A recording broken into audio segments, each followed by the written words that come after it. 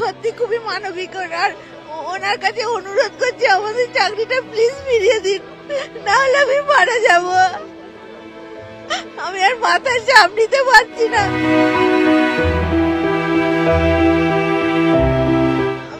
আমি চাইছি যেন আমাদের যারা যোগ্য ছিলাম আগের বারে তাদের চাকরিটা যেন ফিরিয়ে দেয়।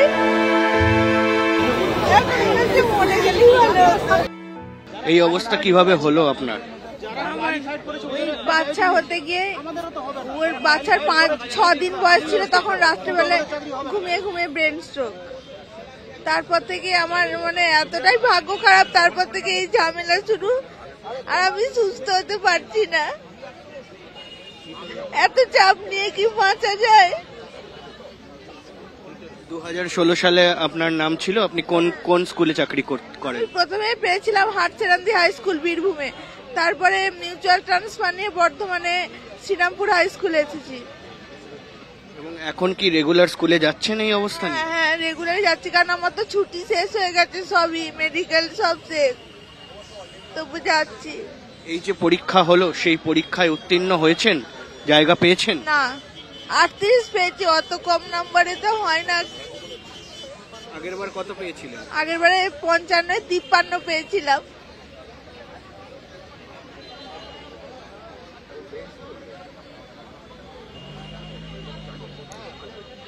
বাড়িতে কে কে আছে আপনার? বাড়িতে ঠাকুমা শাশুড়ি আছে, যা ভাসুর, আমার বাবা মা মানে শ্বশুর শাশুড়ি, তারপরে ওদের মেয়ে, আমাদের ছেলে, আমার স্বামী আর আমি, 9 জন। এই চাকরি ডিসেম্বরের পরে তো আপনার তো আর কোনো সুযোগ থাকবে না, কি দাবি করবেন সরকারকে? আমি চাইছি যেন আমাদের যারা যোগ্য ছিলাম আগের বারে তাদের চাকরিটা যেন ফিরিয়ে দেয়।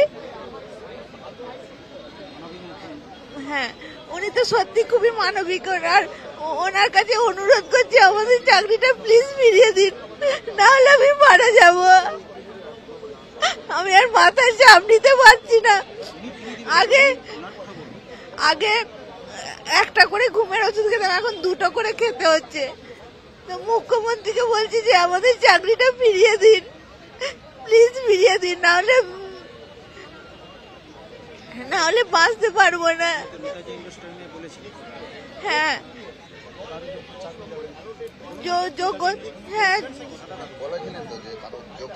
হ্যাঁ, যোগ্যদের কারোর চাকরি যাবে না। উনি সেই নেতাজি ইন্ডোর স্টেডিয়ামে বলেছিলেন যে সবার জন্য সব প্ল্যান ঠিক করে রেখেছি, কিন্তু কি হলো?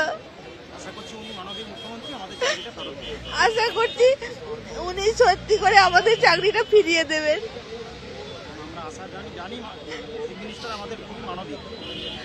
আমাদের মুখ্যমন্ত্রী উনি সত্যি খুবই মানবিক, এটা আমরা দেখেছি, এবং মানে উনি ওনার কাছে অনুরোধ যে উনি চাকরিটা যেন আমাদের ফিরিয়ে দেন। আপনার যে শরীরের এই অবস্থা, এই নিয়েই আজকে হাঁটবেন, এই নিয়ে আন্দোলনে নামবেন? হ্যাঁ, হ্যাঁ। এবং যে বাড়িতে আপনার বাচ্চা রয়েছে, আপনার পরিবারের লোকজন রয়েছে, সেক্ষেত্রে কি আপনার পুরো সাপোর্ট পাচ্ছেন বাড়ির থেকে? হ্যাঁ, বাড়ির সবার কাছেই সাপোর্ট পাচ্ছি। আর আমি তো স্কুলে যেতাম, আমার সঙ্গে দিদি যেত, কারণ আমি একা একা পারতাম না, ও আমাকে ধরে ধরে নিয়ে যেত। কিন্তু তবু স্কুলে গিয়ে পড়ালে, বাচ্চাদের সঙ্গে থাকলে আমার মনটা ভালো থাকতো বলে আমি মানে 1 বছর পরে স্কুলে জয়েন করেছিলাম। এই মুহূর্তে আমরা দেখতে পাচ্ছি যে একজন শিক্ষিকা, তিনি কিন্তু 2016 সালে উত্তীর্ণ হয়েছিলেন, এবং ঠিক তারপর এই যে তালিকা বেরিয়েছে সেই তালিকায় তিনি কিন্তু উত্তীর্ণ হননি, এবং সংস্কৃত পড়াতেন তিনি। সে জায়গায় দাঁড়িয়ে কিন্তু এই মুহূর্তে সত্যি অত্যন্ত দুঃখজনক একটি বিষয় যে কোথাও গিয়ে সংসার তিনি কিভাবে চালাবেন। ডিসেম্বর মাস পর্যন্ত সময় রয়েছে, ঠিক তারপর কি হবে সেই নিয়ে কিন্তু এই মুহূর্তে উদ্বিগ্ন তারা।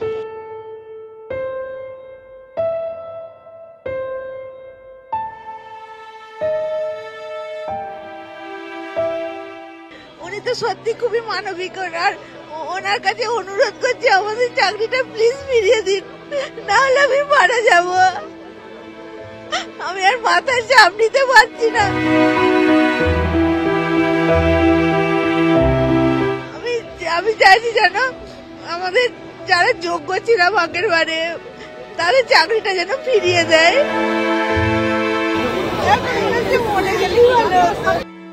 এই অবস্থা কিভাবে হলো আপনার? বাচ্চা হতে গিয়ে ওর বাচ্চার 5-6 দিন বয়স ছিল তখন রাত্রেবেলায় ঘুমিয়ে ঘুমিয়ে ব্রেন স্ট্রোক। তারপর থেকে আমার মানে এতটাই ভাগ্য খারাপ, তারপর থেকে এই ঝামেলা শুরু। আর আমি সুস্থ হতে পারছি না। এত চাপ নিয়ে কি বাঁচা যায়?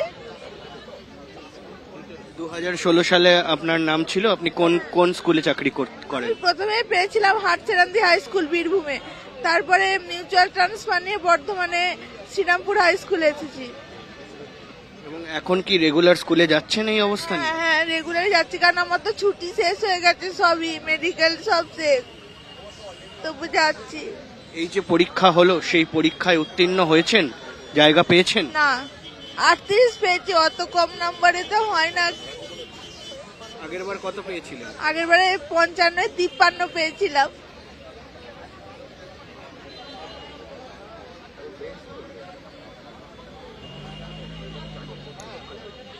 বাড়িতে কে কে আছে আপনার? বাড়িতে ঠাকুমা শাশুড়ি আছে, যা ভাসুর, আমার বাবা মা মানে শ্বশুর শাশুড়ি, তারপরে ওদের মেয়ে, আমাদের ছেলে, আমার স্বামী আর আমি, 9 জন। এই চাকরি ডিসেম্বরের পরে তো আপনার তো আর কোনো সুযোগ থাকবে না, কি দাবি করবেন সরকারকে? আমি চাইছি যেন আমাদের যারা যোগ্য ছিল আগের বারে তাদের চাকরিটা যেন ফিরিয়ে দেয়। হ্যাঁ, উনি তো সত্যি খুবই মানবিক, আর ওনার কাছে অনুরোধ করছি আমাদের চাকরিটা প্লিজ ফিরিয়ে দিন, না হলে আমি মারা যাব। আমি আর মাথায় চাপ নিতে পারছি না। আগে একটা করে ঘুমের ওষুধ খেতাম, এখন 2টো করে খেতে হচ্ছে। তো মুখ্যমন্ত্রীকে বলছি যে আমাদের চাকরিটা ফিরিয়ে দিন, প্লিজ ফিরিয়ে দিন, না হলে বাঁচতে পারবো না। হ্যাঁ